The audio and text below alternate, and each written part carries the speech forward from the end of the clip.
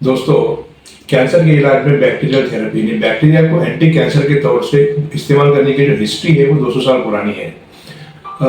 1867 में सबसे पहले जर्मन फिजिशियन मिस्टर बुश ने ये पाया, उन्होंने ये देखा, उन्होंने ये ऑब्जर्व किया कि कुछ पेशेंट ऐसे पाए गए जिन्हें कैंसर था, उन्हें कोई ना कोई बैक्टीरियल इन्फेक्शन हुआ जैसे एरिसिप्लास वगैरह, और उसके बाद उनका कैंसर ठीक होना शुरू हो गया, उनकी गांठ कम होना शुरू हो गई।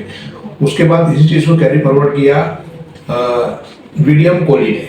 विलियम कोली जो है वो यूएस के बहुत मशहूर जो है वो ऑन्कोलॉजिस्ट थे।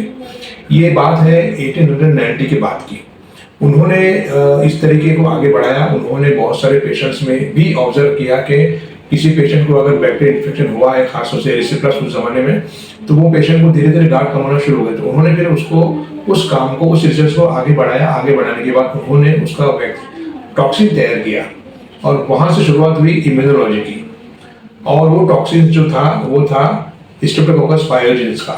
उस टॉक्सिन को उन्होंने इंजेक्ट किया कैंसर के पेशेंट में, खासतौर से oral cancer, head and neck cancer वगैरह के पेशेंट में उन्होंने जब इंजेक्ट किया तो उन्होंने, उनकी हैरानी की इंतहा नहीं रही। उन्होंने ये देखा कि जैसे इंजेक्ट किया पेशेंट काफ़ी हद तक उनके लीजन कम हो गए, पेशेंट को धीरे धीरे रिकवरी होना शुरू हो गई।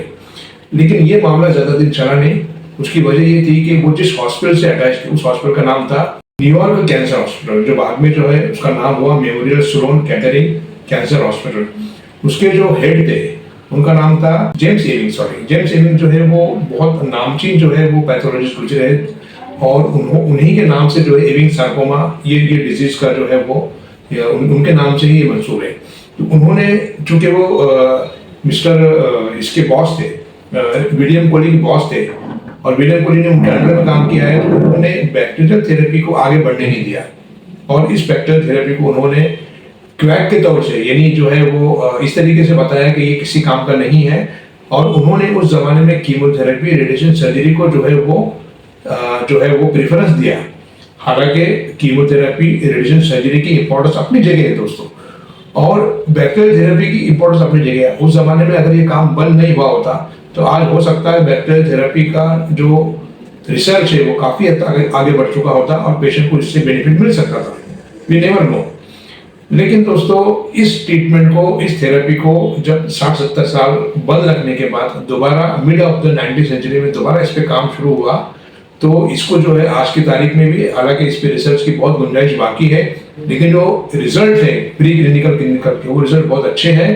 बहुत सारे बैक्टीरिया जैसे स्टेफिलोकोकल, ये टाइफाइड के जो बैक्टीरिया है, खासतौर से जो है साल्मोनेला टाइफी है, या क्लॉस्ट्रिडियम जैसे बैक्टीरिया है, और भी कई बैक्टीरिया है, इनको जो है पेशेंट की बॉडी में इंजेक्ट किया जाता है। और इंजेक्ट करने के बाद वो जो बैक्टीरिया है, या तो वो अपने टॉक्सिन्स की वजह से ट्यूमर को कम करते हैं, या फिर डायरेक्ट जो है बैक्टीरिया उन पर डायरेक्ट उनको किल करते हैं, डायरेक्ट उन पर अटैक करते हैं। तो इस काम के लिए दोस्तों जो है रिसर्च की और ज़रूरत है। ये काम ऐसा है कि इस पर अगर और बेहतर तरीके से काम हुआ तो शायद ये जो है ये एक बेहतर एंटी कैंसर थेरेपी के तौर से सामने आ सकती है। हालांकि इसकी कुछ लिमिटेशंस आज भी है। कभी कभी ये होता है दोस्तों कि हमें बैक्टीरिया इंजेक्ट करने की सूरत में, चूंकि कैंसर के पेशेंट की इम्यूनिटी डाउन रहती है, तो हो सकता है वो इन्फेक्शन पूरी बॉडी में फैल जाए। तो ये बहुत सारे लिमिटेशंस है। उसके बावजूद भी इस पे काम चल रहा है। हमारे पास एक बुक है, पूरी बुक है हमारे पास, जो सिर्फ और सिर्फ बैक्टीरियोलॉजी इन कैंसर ट्रीटमेंट के ऊपर लिखी गई है। उससे हमने काफी कुछ समझा और उस नॉलेज को हमने आप तक पहुंचाया। इस वीडियो को लोगों तक पहुंचाइए। Thank you very much. Thank you.